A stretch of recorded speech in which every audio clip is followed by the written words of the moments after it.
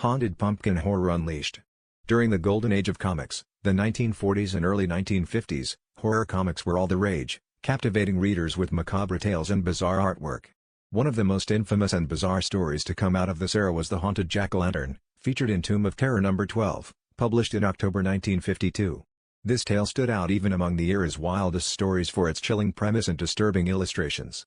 The story followed a curious boy named Billy who, against his mother's warnings, brought home a sinister jack-o'-lantern found discarded at the edge of a cemetery on Halloween night.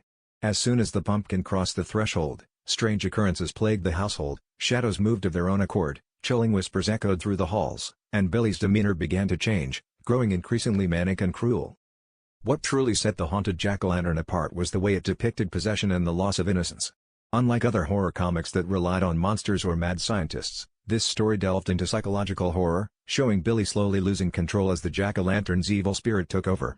The comic's grisly panels showed the pumpkin's face subtly morphing to reflect Billy's inner turmoil, culminating in a shocking sequence where the boy, now fully possessed, led a procession of neighborhood children into the woods for a ghastly midnight ritual. The story ended with the pumpkin mysteriously reappearing at the cemetery, waiting for its next victim, and Billy vanished without a trace. The artwork was visceral and intense, using stark shadows and exaggerated expressions to convey terror and madness, which was especially disturbing to younger readers at the time. The impact of the Haunted Jack-o'-lantern was immediate and controversial. Parents and community leaders across several cities, including Boston and Philadelphia, demanded the issue be pulled from shelves, citing its disturbing imagery and the psychological trauma they feared it could inflict on children. The comic was quickly banned in these areas, and the publisher received angry letters both damning and praising the story's chilling effect. This controversy contributed to the growing scrutiny of horror comics in general, eventually leading to the creation of the Comics Code Authority in 1954, which censored graphic and psychologically disturbing content in comic books for decades to come.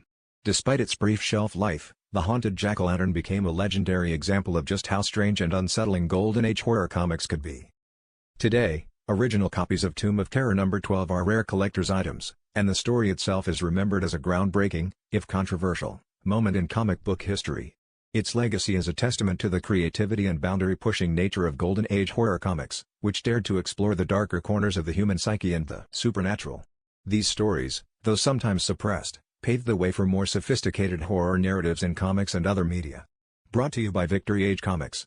Reviving forgotten heroes, one panel at a time.